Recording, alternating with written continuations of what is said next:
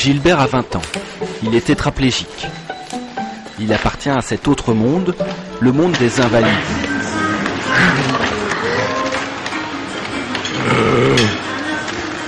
A priori, le monde de la souffrance, de l'agonie. Car pour beaucoup, la vie produit du mouvement. Il faut avancer, s'inscrire dans le flux. Ce qui ne bouge pas est condamné à mourir. L'arrêt, un changement de rythme est hors norme. Mais qu'est-ce que la normalité? Où se situe la frontière? Chaque personne handicapée interroge notre propre regard.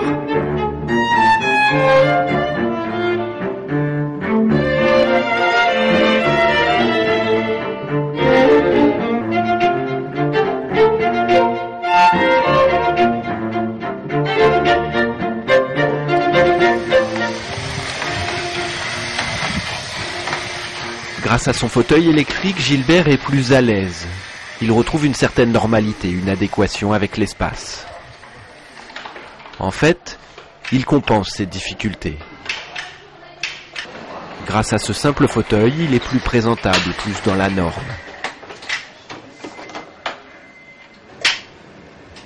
Malgré ce physique d'athlète, son corps est si contrarié, si gauche dans sa gestuelle, que l'on est déconcerté.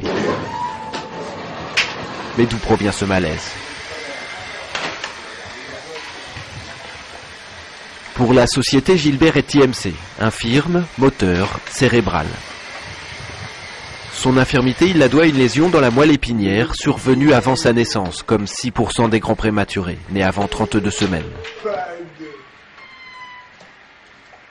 Cette pathologie n'évoluera pas, le mal est stationnaire et Gilbert sait qu'il ne marchera jamais. Mais cette paralysie, ces mouvements involontaires, anormaux, voilà la raison de cette gêne. Le mal dont souffre Gilbert se confondrait avec son identité. Avant d'être un homme, pour tous, il est un handicapé. Cette peur de la différence, cette ignorance, nous empêche de voir en Gilbert un jeune homme avec des rêves, des envies, des passions. Je crois qu'il n'était pas handicapé. Peut-être je serais devenu footballeur. Ouais, foot.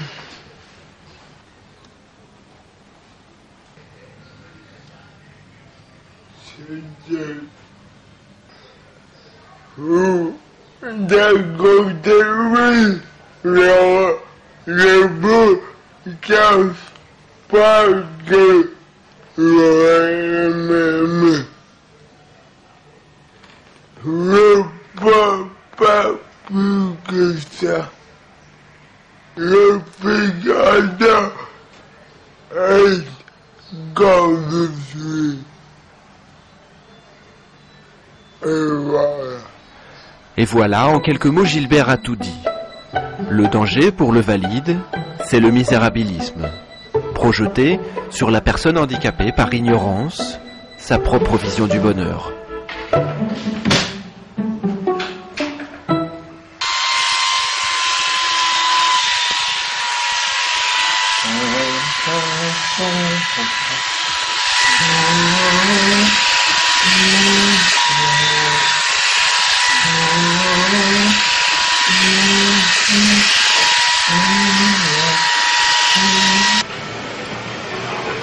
Pierre a 42 ans, IMC comme Gilbert.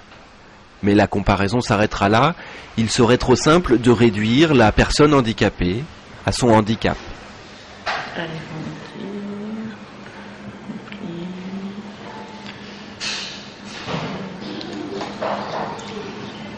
C'est comme ça qu'on gagne. On gagne sur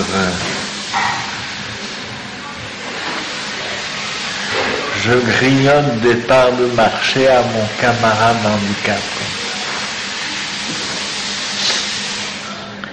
Et en arrière. J'espère gagner encore.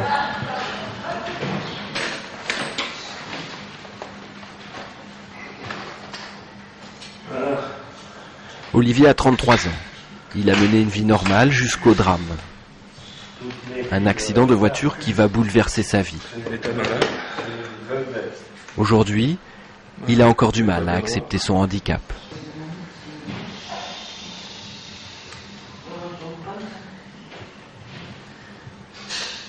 Alors ça fait quoi d'être debout?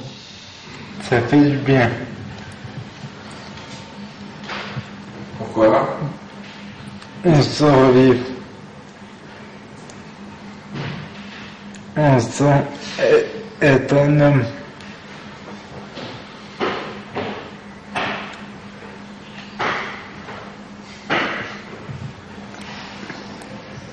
Avant, je passais ma vie à moitié à cheval, moitié à la chasse. Et aujourd'hui, ça se résume à me balader dans les couloirs.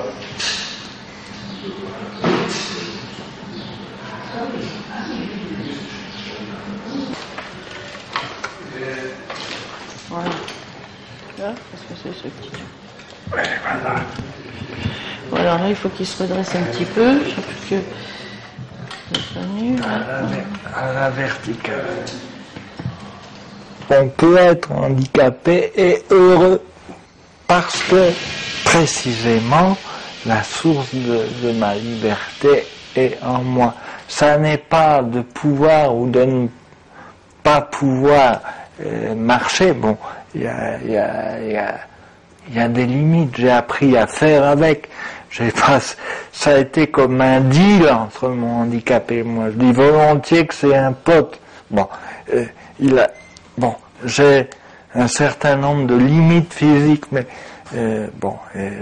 ça a été compensé par, comment vous dire, par un sentiment de grande paix intérieure, de grande liberté intérieure. Moi, je trouve ma force en Jésus-Christ. Je reçois ma liberté de Jésus-Christ. Se dire que toutes nos difficultés, le Seigneur les a portées avant soi, avant nous, et avec une densité bien plus profonde, qu'il a tout pris sur lui. Je veux dire, c'est un gros motif d'espérance.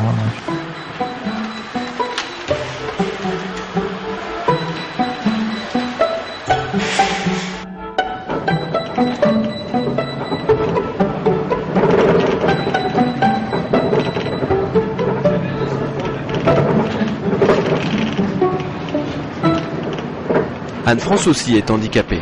Une autre forme de handicap, puisqu'elle est trisomique 21. Comme chaque matin depuis un an, elle se rend à l'école. Un trajet d'1 heure qu'elle fait seule depuis le début de l'année. Pour elle, ce simple trajet effectué tous les matins prouve aux autres, au monde, qu'elle est capable de se débrouiller. Les parents d'Anne-France l'ont toujours soutenue, accompagnée comme une autre enfant. Ce qui explique sans doute son équilibre et une certaine maturité, notamment à l'égard de son handicap. Mais ça, c'est l'histoire de mon handicap. Quand j'étais dans le ventre de ma maman. J'avais 3 chromosomes en tout. C'est vrai. Qu'ils m'ont pas à me comprendre. Mais j'ai vu ça, comme ça. C'est pas comme les autres. C'est différent des autres.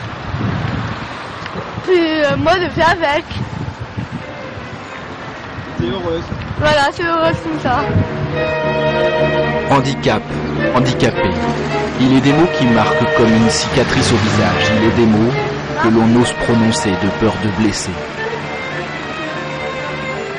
En un instant, Anne-France, avec son regard d'enfant, lève le tabou. Il devient possible de dire les mots qui gênent. Le handicap n'est plus alors vu comme une tare, mais comme une simple différence.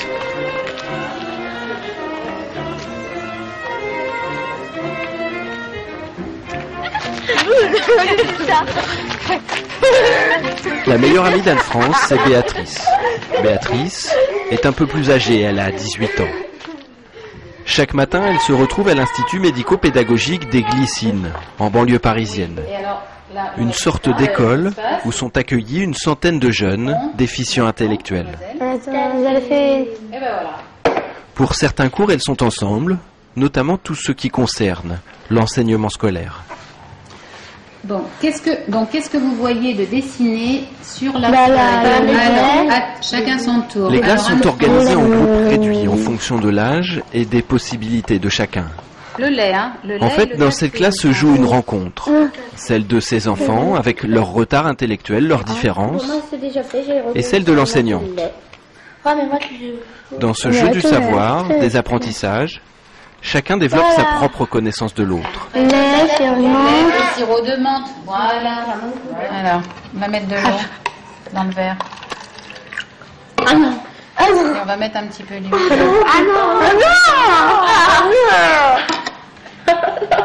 Alors, regardez ce qui se passe. Regarde. Ça fait des bulles. Ça fait, oui. Ces petits bonheurs d'apprendre ou d'enseigner interrogent sur l'efficacité et la réussite comme norme d'une société avide de progrès, de vitesse, de nouveautés. Delphine, Béatrice et Anne-France sont dans l'émotion, le rapport à l'autre, avant un rapport à la performance, à l'efficacité.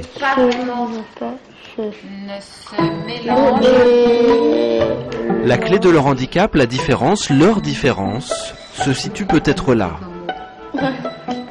D'une certaine façon, leur lenteur, leur retard intellectuel les amène à avoir un autre rapport au monde. Faites attention, c'est chaud. C'est bouillant ça. Anne-France est aussi l'aînée d'une famille de 5 enfants. Alors j'ai mis des lagioles parce que... L'aînée, la place est importante. Le premier enfant est attendu, espéré. Le choc sera d'autant plus dur. Est-ce que vous voulez que je... Son handicap est arrivé comme une catastrophe, comme si l'enfant d'un seul coup n'avait plus sa place. Luc et sa femme, France-Odile, ont découvert la nouvelle quelques heures après la naissance d'Anne-France. La stupeur passée, ils doivent alors faire le deuil de l'enfant idéal, de l'enfant rêvé. J'étais enceinte d'Anne-France quand on avait vu une émission à la télévision sur cette question, et je me souviens d'avoir vu une maman nager avec son petit bébé trisomique dans une piscine, et j'avais Anne-France dans le ventre, et je me disais, oh quelle horreur, sans jamais penser que ça puisse m'arriver. Mais voilà l'image que j'avais, moi. C'était une image très dure. C'était une punition, c'était... on avait été trop heureux, ça y est, tout s'effondrait. Enfin, c'était vraiment ça, les premières réactions, c'est ça, c'est pas limite. C'est ce regard sur Anne-France, sur le handicap en général, qui doit évoluer. Un certain éloge de la différence comme enrichissement mutuel.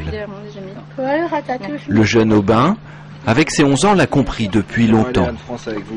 Très joyeuse. Elle fait jamais la tête. Dans la famille, c'est un peu l'exemple. Je suis de mauvaise humeur, les parents me disent tu devrais être comme Anne-France.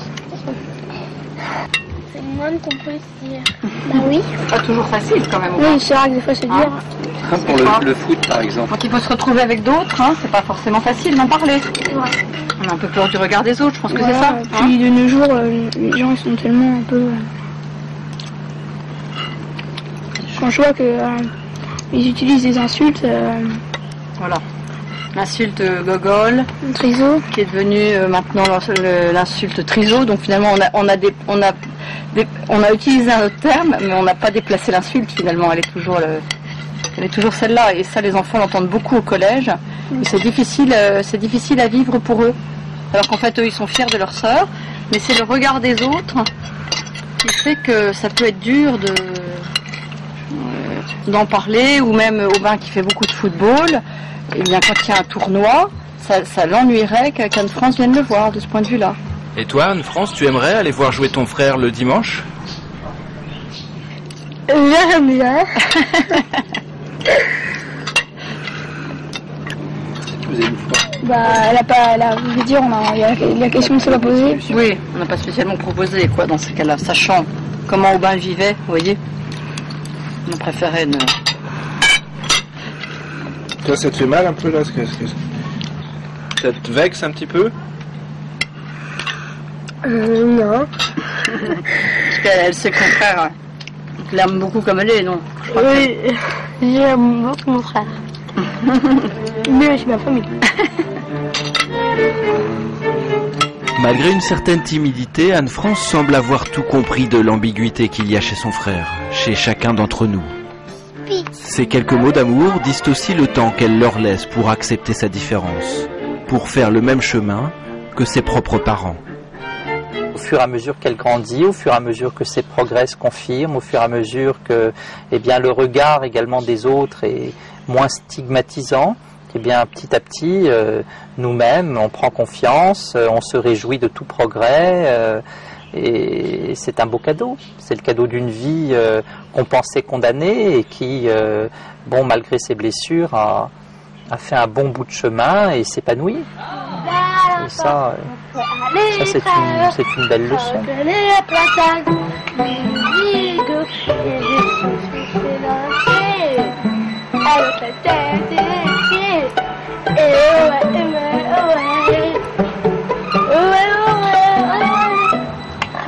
Merci, papa.